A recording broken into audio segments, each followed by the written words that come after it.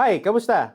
Welcome to the second episode ng Clock Out, the Clock Out podcast. My name is Ken Somera, an NLP coach and a hypnotherapist. And syempre, Hi, I'm George Ramos. Welcome to episode 2 of Clock Out. By the way, I am a strategy and optimization coach. Today, we will be talking about something that's very important to a lot of people, and we're talking about productivity during the new year. Tama ba? okay, tama. Pero syempre, bago tayo mag-deep dive dyan, gusto muna natin i-focus, ano nga ba yung mga problema pag New Year? Ayan. Kasi productivity, ito yung naisip natin na talagang, oy, ang gandang topic nito kasi karamihan galing bakasyon. Oo. Galing bakasyon, and syempre parang hindi ganun kabilis yung transition na pagpasok mo, medyo meron dreading na feeling, parang ang bigat. ganun. Lalo na nung last week.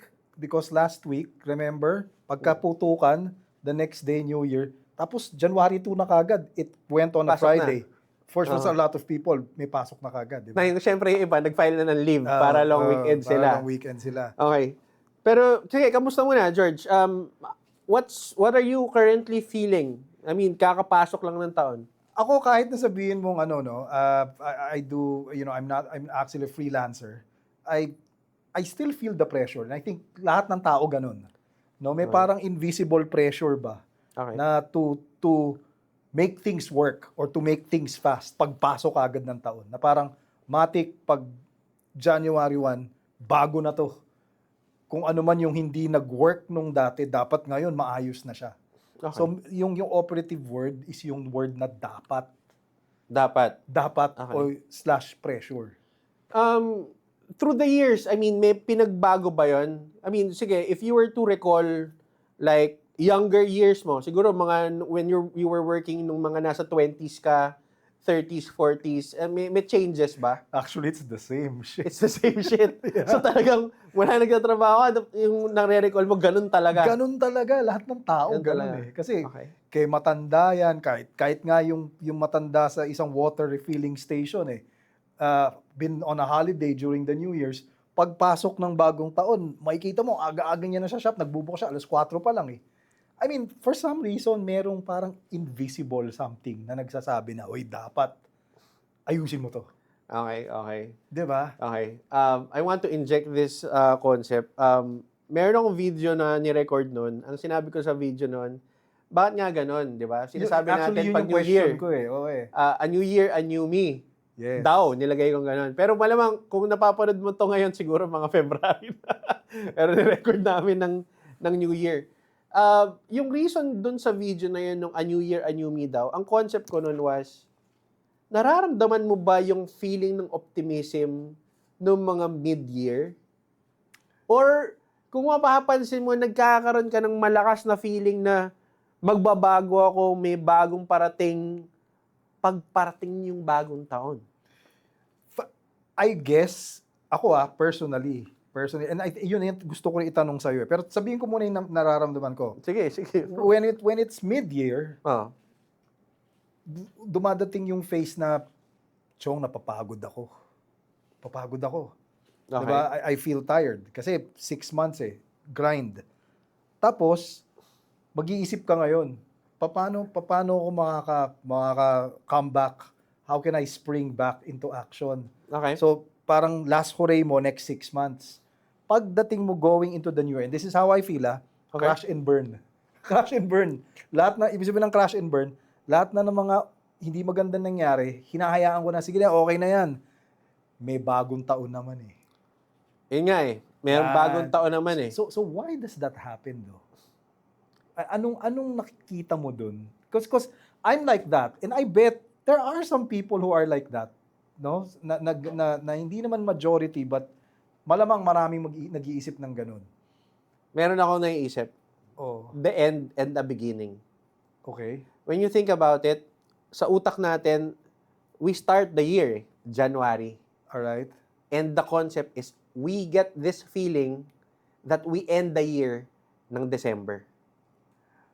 Okay. So ngayon, there's another beginning that when January comes comes. in. Okay. Kaya yung ibang mindset na nakikita ko, or yung when I get to work with most of my clients ngayon, hindi yun yung mindset na ini-instill ko. Sinasabi ko, hindi. You have to build momentum for the next year. The year is not ending. It's continuing. Correct.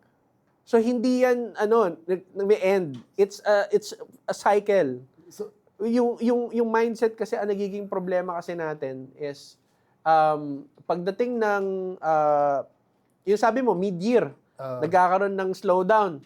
Pansin mo bakit? Kasi tag-ulan. so meron ding May physiological factor. Dito sa Pinas, environmental. Dito sa Pinas. Oo, kasi maaraw. Hirap din gumalaw pag sobrang init. Correct. Tapos, pagtapos ng sobrang init, sobrang ulan naman. Ang hirap naman din lumabas. Kasi bumabagyo. Gets mo yung dreading. So, iba yung mga tao na nandun sa work from home aspect na mga nasa lugar na hindi nasasalanta ng bagyo. Dun sa mga, iba yung stress din ng mga tao na nandun sa mga areas na may bagyo. So, iba yung productivity levels ng mga tao, mindset. So masasabi mo ba na somehow we also... Maraming factors, di ba? Oh. But in that case, masasabi mo ba na we are also slaves to our own structure? I could say, yes. Structure, Because we create these structures, di ba? Yes. It's a structure, di ba? The new year. The system. Structure. But, yan, belief set, it becomes your identity. Yan na. Nagiging patterns na siya na sinusunod mo every year. Unless you become aware of it and you get to regain control over it, it will repeat. It will repeat. And it does it also mean that syempre, I mean, and maybe ikaw mas maganda mag-explain kasi kung pwede ka maging slave ng structure mo, natural, pwede ka rin maging master ng structure You have to be the master of that structure. Meron kang capacity to actually, yun nga, you have to start with awareness. Okay. When you become aware of it, lumalaki yung chance na you get to question it. You get to see how it works, the structure. And when it becomes more clear, mas madali siyang i-redefine. Mas madali na siyang i-reshape. So I like what you said about you get to question it. Ano yung mga tanong na pwede mo itanong? So that you can get out of that structure's slavery. Di ba? Okay. Parang, ano yung pwede mo itanong? Okay. Mga normal na tanong. Okay? Why? Okay. Why is this working? Why is this not working? Not working. Pag sinanong mo yung what has to happen to make this work? Yeah. Pag tinanong mo, di ba, ang dami, why? How? How can I make this better? Di ba?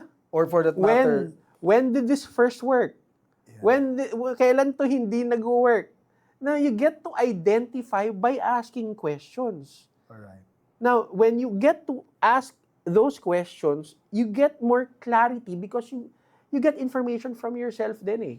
So pwede mang example, kunyari, a certain core belief na, sabi mo kanina di ba, na parang, Challenging pagdating nga ng January, di ba, ng December, parang pahinga tayo, holiday, crash and burn, di ba? Saya, tapos biglang pagpasok ng Enero, pare, seryoso na tayo.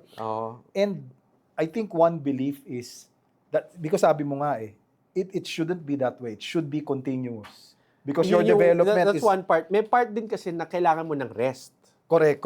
May part din yun Kailangan mo rin naman talaga Kailangan mo yun. naman din talaga ng rest. So, alam mo yun, you have to work with it You have to create a system with it kung kailan ka magre-rest. You position rest within your structure. Pero kasi nga, di ba, sabi nga natin, pag yung iba, kaya nagkakaroon ng gap is because yung rest sumusobra. Di ba? So define mo rin. I-define mo rin siya. Oo. So, yung sinasabi mo ba, like, certain belief that you have to ask questions on. Like, kunyari, a belief that a lot of people would adhere to is, if it's December or it's the holidays, it's hard to be in structure. Right? Because for them, dapat December, all out tayo holiday, di ba? So for some people that need to be productive during that time or to create momentum during that time, they disregard the whole thing kasi for them, this is my space, this is December, these are the holidays. Anong magandang, sabi mo nga you have to ask questions. But in that context, anong magandang question ang pwede itanong? How can I structure my December so that it would work for me more? You have to classify you have to reframe the word eh.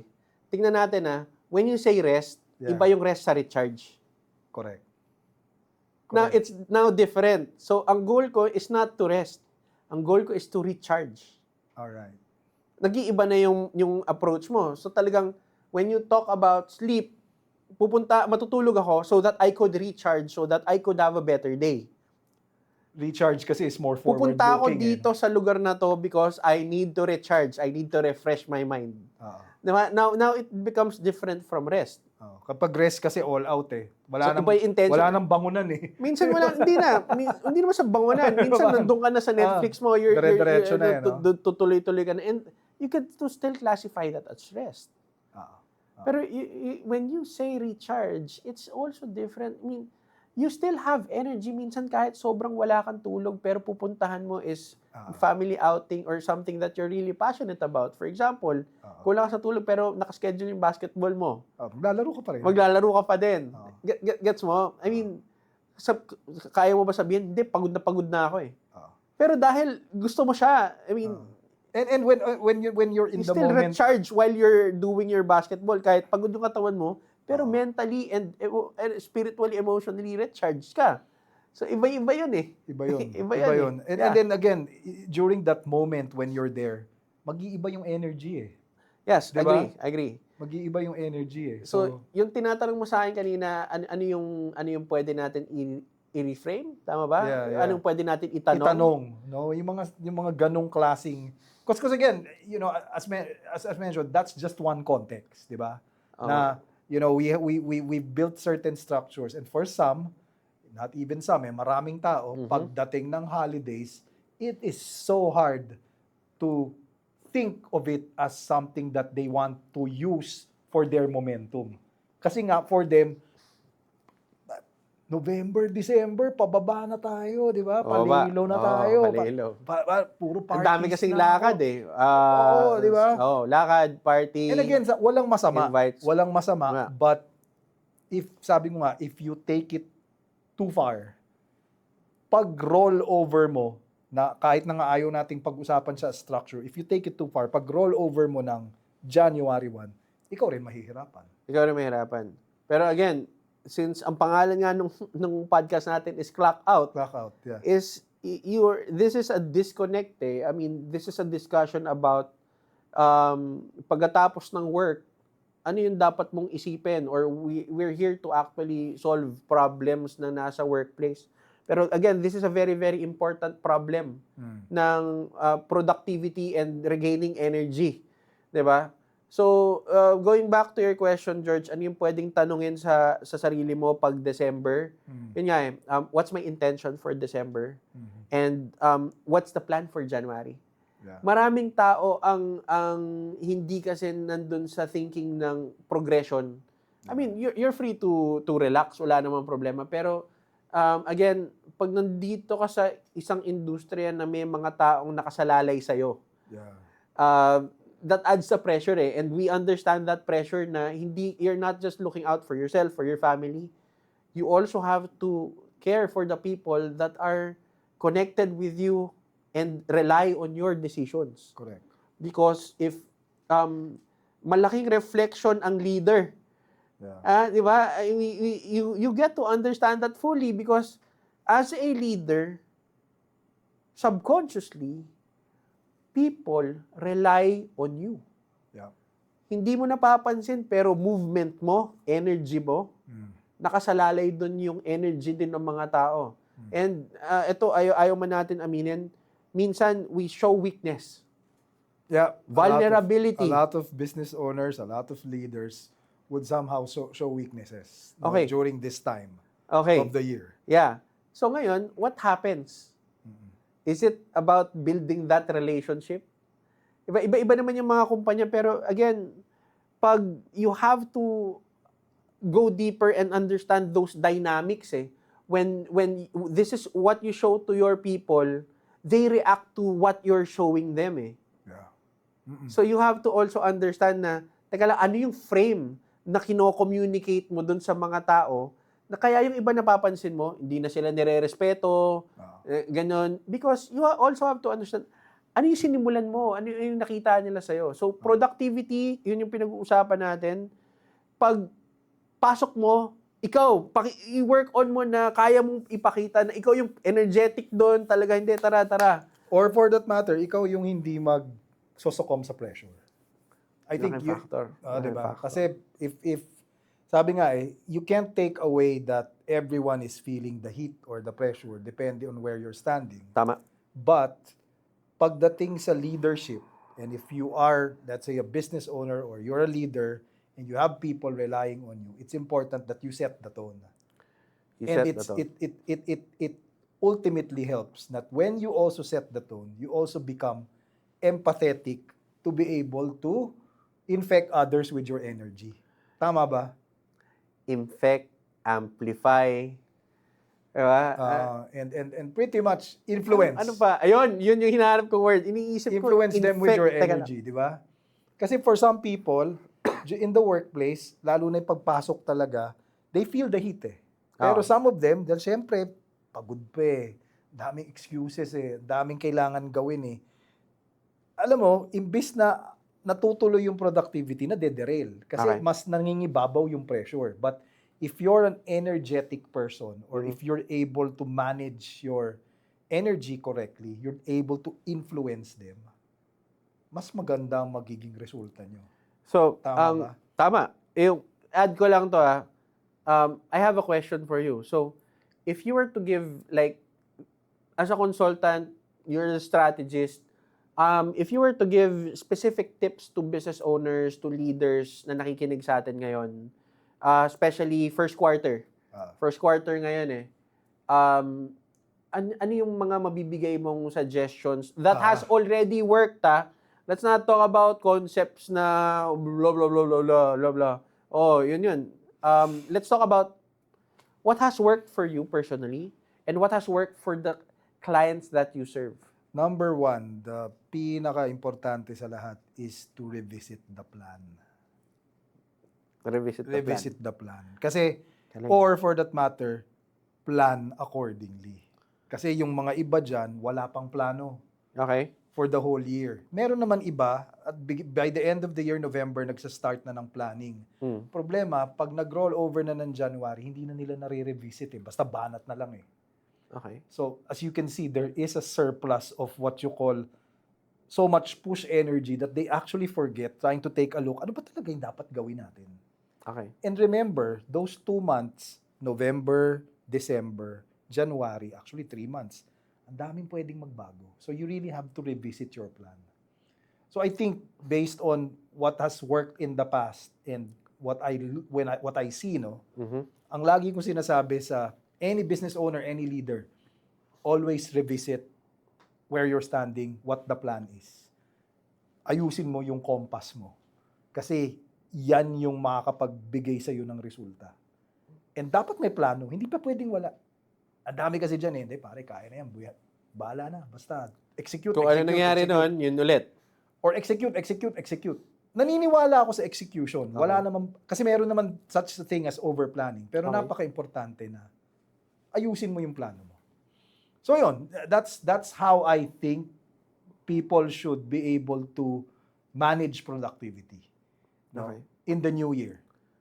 For themselves and for the people around them. And for the business or for the work that they're doing. Number 2. Number 1 yun. Number 2 yun. Number 1 yun. Number 1. Yung number 2 for me is to empathize. Ayan. Karamihan ng tao, walang pakialam dyan, pare. Kasi para sa kanila, they feel na, I am the source of energy. Bahala kayo mag-adapt sa akin. I don't think tama yun. I think it's important to still understand and level with who you are with para mas malakas yung influence mo pag ganun eh. Okay. I don't know kung tama yung principle na yun, pero for me, that's what works. That makes sense. Diba? So kung kunyari lahat talaga bang kailangan natin gawin to ngayon January lahat?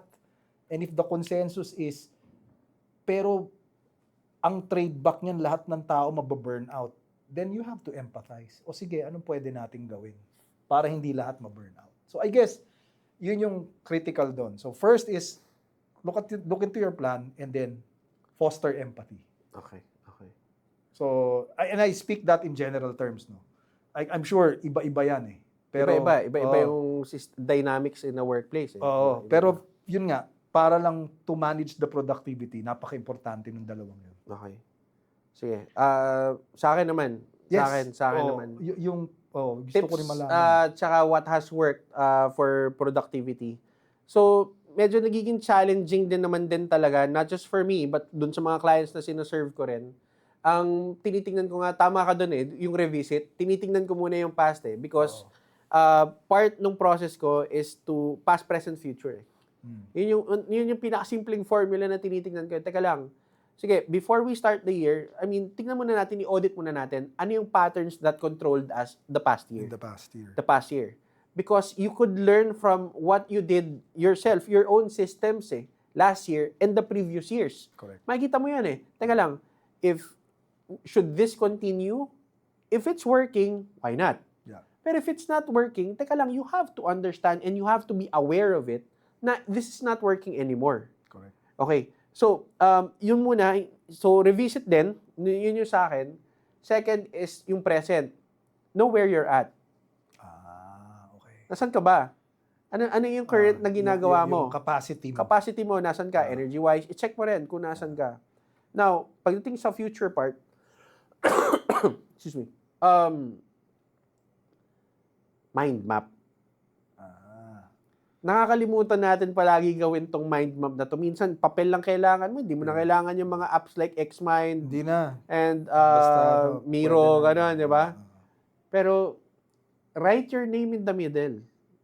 Write your business or yung idea mo. Ikaw yung nandun sa gitna. Bilugan mo yan. And then, I want you to write it down na parang nagma-mind dump ka lang. Dinadump mo lang lahat nung dapat mong gawin. So, Stream of consciousness. kung pasok sales mo lang ng to, pasok. sales lang. Sales, tapos connect mo doon lahat. So, ano yung kailangan ko lahat sa sales? So that you have a visual representation of everything.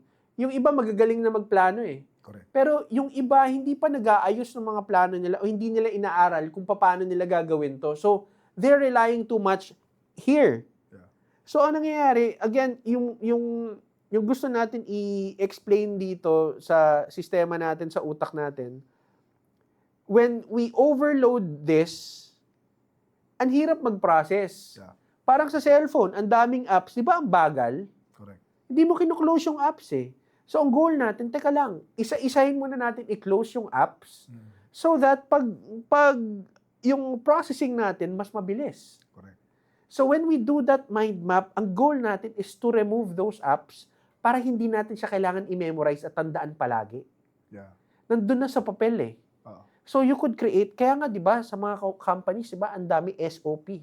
Oh, yeah. May mga SOPs na, may systems na in place. Yeah, Because with systems, there's no emotion. That's the thing. Pero, well, that's another conversation. Eh, mahaba na naman yun. Mahaba na naman yun. Yes, that's Oo. correct. Yung Pero, mga SOPs. Yung sa productivity-wise, yun nga, it becomes easier to do things when you're clear. And yun na nga, I When think, it's clear, clarity. I think trying to eliminate the noise, as One you've thing, said, creates that clarity to move forward. Yeah. Masingit ko lang, kasi dun sa plan, baka lang hindi lang malinaw kanina yung pagkakasabi ko. Kasama sa planning na napaka-importante, sabi mo nga kasi revisit data. Because data Tama. will tell you exactly where you are, what went wrong, and what's going right. So, napaka-importante, again, whether you're a small, kahit na magtataho ka lang, or for that matter, you operate a multi-billion company, at the end of the day, data is very important. Kasi doon mo makikita na, okay, ito pala hindi na pala go-work to. Okay. Diba? Okay. And all that. So, yeah. Sige. Last na lang natin bago natin i-wrap up yung episode. Other tips. Meron ka pa ba naiisip? Other tips for productivity? So, yon. Execution. Nandun na tayo sa execution. Double check mo lang siguro, get to ask this question. Ako ba dapat mag-execute nito o may dapat bang ibang mag-execute nito? Because pwede ka rin pumasok sa mindset na leverage. You have to leverage. You have to delegate. May mga bagay na, teka lang, Can I outsource this so that I could take back my time and do other stuff then? So, yun din, i-classify mo rin yun kung dapat bang, pag ako ba gumawa nito, tatagal to, or kailangan ipagawa ko to sa iba. Yun And yun I sa think akin. dun yun yung, it ties down to dun sa sinabi ko rin kanina about empathy. Okay. Kasi empathy makes you aware Okay. kung, di ba, by being able to understand, kaya ba nitong tao na to kung i-delegate ko or kaya ko na bang gawin to? Pag hindi naman, pag-usapan natin. Tama. Or for that matter, pag kaya naman, sige, ayusin natin. So, Okay. napaka-importante matahi siya eh. So, tama yun. Yeah. Very, very, very, very related to that approach, no? Of when you're a business owner or somebody up there who's leading people, no? Napaka-importante makita mo yung absolute clarity by planning, revisiting, trying to make sure that you leverage Okay. yourself, Mhm. and then make sure that you also empathize with where you are. Kasi napaka-importante nun. Okay. And empathizing not just with the person, but with where you are right now. So, yeah. Dami ko Okay. natutunan. Okay, that's an episode. Solid. Pero sige, George, before we wrap up this episode, do you have any like closing thoughts for this? Ako, I think... Productivity, yun yung topic natin ngayon. Productivity in the first quarter na lang. Oo eh. First quarter. Ang natutunan ko sa'yo, and I think, at hindi ko lang ma-articulate eh, there is no such thing, I mean, it's there. We're all, sabi ko nga, slaves to structure. But we can also master these Ganda ng part na yan structures to be able to create our rhythm, our flow. Napaka-importante. Parang, kung tatanungin mo nga ako eh, ayoko lang sabihin na outright, ayoko lang. Kasi, simple, for me, there is no such thing as space and time. It's only you trying to create that flow. Ganda. It's deep. But, parang with what I learned today, hindi ko lang ma-articulate eh. Yun nga eh, napaka-importante mong basagin yun. Ako, sige. Ikaw? Kukonek ako dun.